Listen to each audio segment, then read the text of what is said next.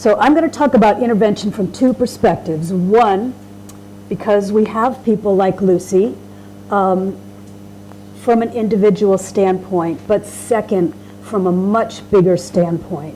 I was a community psychologist long before I became a clinical psychologist. So it's the community part that's really interesting to me. I'm going to start with a quote by one of my favorite philosophers, Ashley Montagu. The young one of humankind is born as the most dependent, the most educable, and the most cooperative of all the creatures on the face of the earth. To be dependent means to rely on others for the satisfaction of one's needs. To be educable means to be able to grow and develop in one's capacities for being healthily human. And to be cooperative means that one is endowed with potentialities which, given the opportunity, will enable an individual to realize them as striving with rather than against others to achieve goals. This was written in 1963. We've come quite a long way since then, but this is a really useful thing, and I'm going to come back to it at the end. Another theoretical underpinning for me is, oh goodness, sorry. Okay. Another theoretical underpinning for me is the work of Donald Winnicott. Wrote this in 1960. There's no such thing as a baby. There's a baby and someone. Is there something I should do with this, Bertrand? Take my earring off? Okay. All right. Without maternal care, there would be no baby, right? A baby would not survive. Babies are born so dependent. So, one more theoretical underpinning, which is something called the evolved developmental niche. This comes from evolutionary biology. There are traits and behaviors in species that maximize our survival. And over time, over about 30 to 40,000 years, humans have figured out what we need in order to survive as a species. So every animal, and really indeed every plant, everything that lives now has evolved a set of circumstances that allow it to thrive and flourish. So this is called by a group of researchers at the University of Notre Dame in the United States, the evolved developmental niche. Now, what those traits are really are about what flourishing is about. So we know what they are. They're breastfeeding, their touch, their prompt responsiveness, that repair, that attach and repair situation that Dr. Tronick talked about, and play. Play is incredibly important for the human animal. So this also includes socio-moral traits which are required for flourishing, such as self-regulation, cooperative attitudes, and skills such as empathy. You heard about the ACEs, the Adverse Childhood Experiences Scale. These are some of the ACEs. There's quite a long list of them. There's a measure that's been replicated internationally demonstrating that when people have adverse childhood experiences, they tend to get sicker, they tend to die earlier, they tend to engage in high-risk behaviors. In fact, if you have 4 or more adverse childhood experiences, your lifespan is shortened by about 20 years. So when we have these adverse childhood experiences, this is what we see in young children. We see failure to thrive. We see sleep problems. We see fear, distress, fussiness, irritability. All infants have this sometimes. But in children who have adverse childhood experiences, and children whose brains are stressed, we see it a lot more. We see problems with the transitions. We see aggression, fighting, fidgetiness, hyperactivity, withdrawn, unresponsive, avoidant behaviors, social problems, inability to understand social cues, and impaired autonomics. Your autonomics, that's the part of your nervous system that's automatic. So arousal that doesn't habituate or reduce in intensity, or arousal that's just inefficient at producing an adaptive response. We see regressive behaviors. One study of 132,000 people worldwide found an IQ difference of 8.9 points. That's the average, 8.9. The IQ test doesn't actually do that. And another really good suggestion that a child has had some adverse childhood experiences, some maltreatment, is hearing a caregiver say, "Oh, this child's evil." This child's evil. He's just like his father. There's a sign for you. So we have 200 million children on the planet who are at risk for neurodevelopmental impairment, meaning they will not reach their full potential because their brains will not develop. These are the risk factors. We've known this for a long time. Lots and lots and lots of research has demonstrated. So look at the circle in pink, because those are the ones that we're talking about today specifically. Parents who are depressed and in ill health, child conditions, insensitive or non-responsive caregiving, child maltreatment, including being physically punished, being orphaned, and refugee status. There's family variables and the community variables, such as violence, poor quality early home environments, lack of health and social services, limited access to nutrition, lack of access to sanitation or safe drinking water. These are all the kinds of things that interventionists are now trying to do something about. I'm going to start with this very basic idea of the brain. I know this, I see some smiles in the room, so thank you. But this is an idea, this is a metaphor. The brain is much more complicated than this, but basically we have, this is from a physiologist and comparative anatomist named McLean, who in the 1980s did some work on comparing the brains of different species. And what he said is, well, we actually have 3 parts of our brains based on evolution. Now, this is a metaphor. The brain is much more complex than this. However, we have this reptilian complex. We all have it. We share it with the reptiles, and that part of the brain is only concerned with one thing. Am I safe? Can I survive? Can I stay alive? The repertoire of those behaviors for safety are, as we probably all know, we can run away, we can get aggressive and fight back, or we can shut down and freeze. That's really about it. That part of the brain controls those behaviors, metaphorically. So if the answer is no, I am not safe, then we're going to spend our whole lives, unless we have some repair, we're going to spend our whole lives just trying to be safe. However, if the answer is yes, we can move up to the paleo-mammalian part of the brain, or we also call that the limbic system, which says, am I loved? If the answer is no, then we're going to spend our whole life creating drama, trying to get love, much like Lucy is. If the answer is yes, however, then the part of the brain that's not very well developed at birth can start to go online and say, oh, well, then what can I learn? So this is a simplified model, but it's really helpful when you start to think about interventions, because what it says, first of all, is safety comes first, and then connection. So it's not just a child's brain, as Dr. Tronick pointed out. We are in constant interaction with our caregivers. So a caregiver's brain, if it's in survival mode, is basically going to say, I will punish you or I will abandon you. If it's in that place of emotion and needing to be loved, it's going to say, well, I'm either going to blame you because you're not loving me, or I'll fix it because I love you so much and I need your love.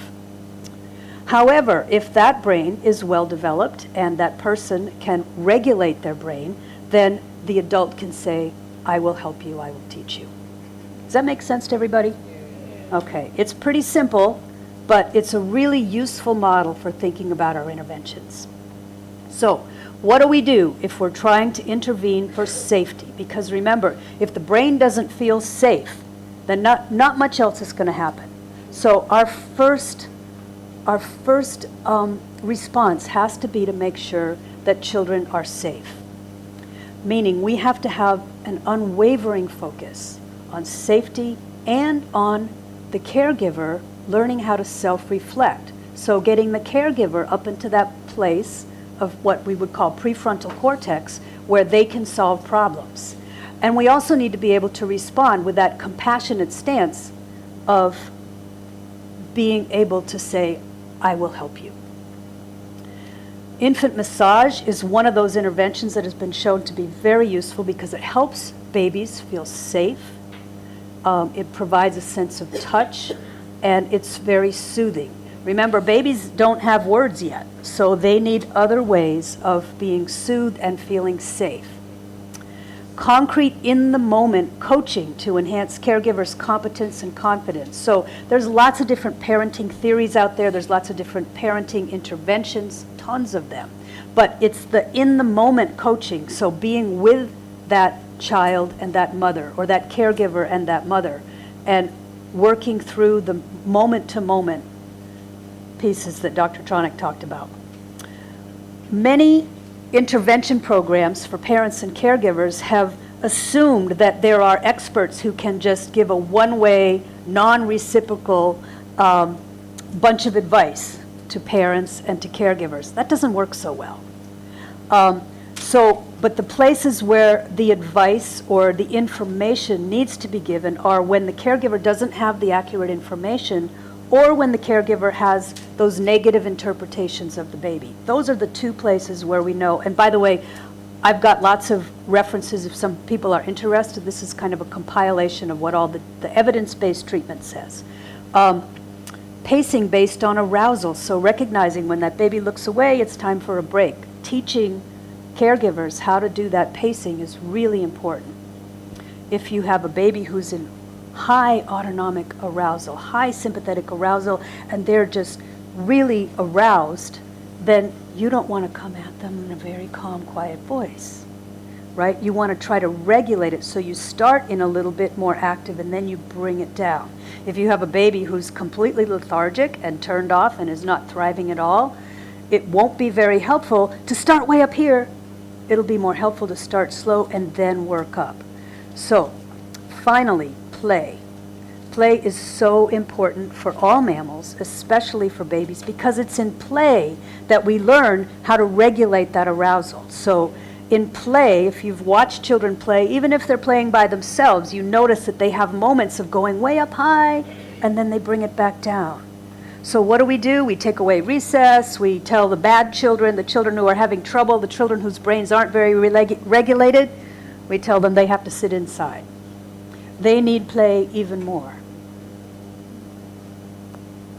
A few more interventions for safety and predictability: rituals, routines, visual reminders, so giving children pictures of what to do. Young children think in pictures, they don't think in words. In fact, they take about 12 times more, they need about 12 times, how do I want to say this? They need 12 seconds for every 1 second that we have for processing verbal information. So we have to show them what to do. We have to give them pictures of what to do. We also want to teach and model verbal skills. So we follow a child's attention. We say, oh, you want up. Oh, you're hungry. Oh, you're looking. So we give them words. We say things like, yes, you can. Yes, you can after your lunch. Yes, you can after we change that diaper. It's hard to wait, but you can do it. We use interventions such as joint attention. So, oh, you're looking at the window. So watching where that child's attention is going. Or your arm went like this, your leg went like this. We're building self-awareness, even in young children. Another great intervention, with not quite so much research behind it, but I think it will come, are stop-and-go activities for building impulse control. So we all played Simon Says, we did, march and march and march and stop. Those kinds of things are thought, although there's not good data behind this yet that I know of, are thought to really help build impulse control. Finally, breath retraining. We have the capacity within us, in our diaphragms, to actually be able to lower our arousal levels. Breath retraining is good for everybody. And a good psychologist, a good therapist, if you came and said you had some sort of anxiety disorder, the first thing they should do, this is based on evidence, is breath retraining. So everybody learning how to breathe. With infants and young children, we actually have some little pinwheels with flowers on them. So we smell the flower, blow the pinwheel. So we're teaching diaphragmatic breathing from a very early age. And we can talk more about that and other types of interventions like that when we can get to talk about saving brains this afternoon. Finally, if you talk to survivors who have gotten well or survivors who have not gotten well, it's the first responder. It's not the therapist. What they say is, when that policeman came to the door, he was calm, he was good to me, he was careful, he helped me feel safe. That's what most survivors will say. So training for first responders is something that we in the mental health field have not really paid very much attention to. We've been paying attention more to therapy, but first responders are very important. All right, so that's the safety part. Now we have to talk about connection, because it's in the connections that we really learn. It's in that relationship, that face-to-face time. So we start by talking to the belly, right? And there are lots of women who are pregnant who will feel really funny and uncomfortable talking to that unborn baby. So an interventionist might talk to the baby in front of the mother to help her understand that there's something in there, there's something ready to happen. Providing support for siblings and alloparents, which is another fancy way of saying other people in the parenting role, they need support too. Empathy training for parents and children, music, massage, pre-nonverbal interventions, touch, contact, presence, play, where we attune, we disrupt, we repair, we learn to self-regulate. Also, repeated exposure to kindness and helpfulness, and remembering, because for those of us who are interventionists who might work with parents or caregivers, it's important to remember that how that mother or father or auntie or grandmother is caring for this infant or 2-year-old is a representation of how they were cared for themselves. So if we want to change that, we have to build consciousness, which means we have to get people up into the next part of their brains. The notion of intervention is what some people have called reactive. And here's why. Parenting is the most important public health issue facing our society. It's the single largest variable implicated in childhood illnesses and accidents, teenage pregnancy and substance misuse, truancy, school disruption, underachievement, child abuse, unemployability, juvenile crime, and mental illness. So it's great that here in Grenada we've managed to work our 3 to 5-year-olds into preschool education. But what about the 0 to 3-year-olds? Those are the ones whose parents need the most support, because there is no infant without a mother, a father, a caregiving situation. So, not only are these important, but they also predict the next generation. And this same set of authors says this demands an urgent shift of emphasis from reactive intervention to prevention and health promotion. There's a lot written about this. We know a lot about what the effective prevention and health promotion situations is. This is an open access article. It's pretty short. It summarizes, actually there's the summary right there. Adverse experiences in early childhood increase the risks for poor outcomes. Despite great strides, we have 200 million children who are at risk. Interventions, health and nutrition are very important. Education, social protection sectors. The main interventions that will really work and that we really need, and I think UNICEF is brilliant in promoting this, are nurturing care, protecting maternal mental health, so helping those mothers who maybe had their own adverse childhood experiences to come to grips with bringing a child into the world and not wanting that child to have the same experiences that they did. And finally, poverty reduction. So that's a systems-wide, and we in Western psychology, we've been blaming the individual and blaming the mother and talking about, thinking that we can do the interventions just in the family. Well, some of these are systems-wide issues.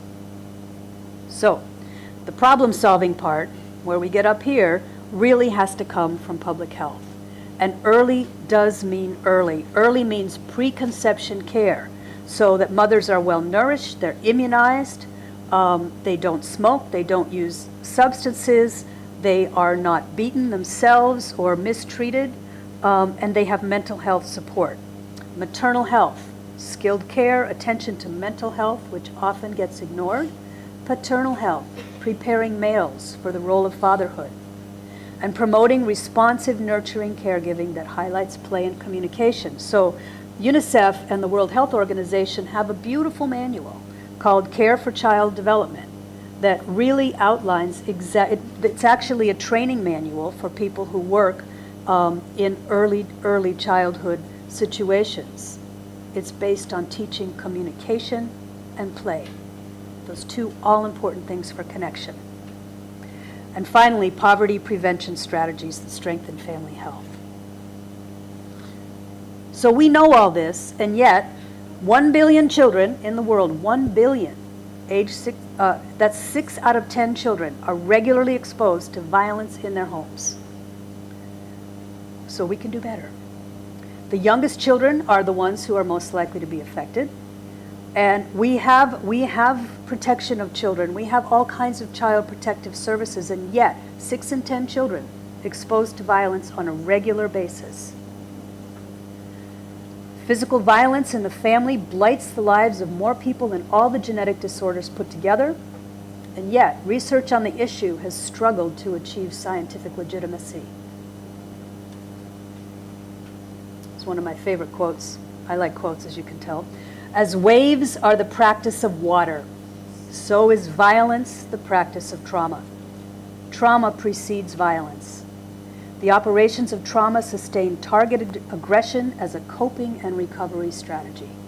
So people who have had violence, abuse, and I don't mean just physical violence, we can also say this is also emotional abuse, any kind of violence perpetrated against them are going to try to cope with that by turning around and being aggressive themselves. Here in the Caribbean, violence against children is rampant. I won't read these out because they're pretty discouraging. This is from 2012. We're waiting for the 2016 report to come out. 1,720 Caribbean children reported the most common methods adults use to resolve conflicts with them were pushing, grabbing, and slapping, or beating them with an object. I say that addressing violence is critical to the intellectual and moral development in the next generation of Caribbean youth. And I'm not the only one who says that, and I hope that I can convince you as well. So many people say that this kind of stuff comes from a legacy of underground trauma, intergenerational trauma, and I think you just heard some really good evidence for that, that it's what happened to the grandmothers and the great-grandmothers that really can influence the babies now. Violent physical punishment as a cultural norm is more likely in regions where slavery was practiced, where violence is condoned as a means of solving problems, and where male dominance over women and children is a dominant paradigm. We have the UN Convention on the Rights of the Child. This is the most rapidly ratified, and this poster, by the way, is available. You can print it off and you can put it up in your office so kids can see it. This was the most rapidly ratified convention that the UN has ever had. Every country in the world has signed on to the UN Convention except for one, which is our own United States of America, unfortunately.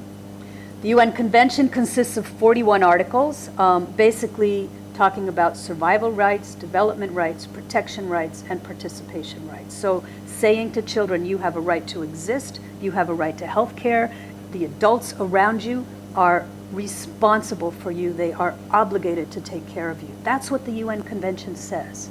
And yet,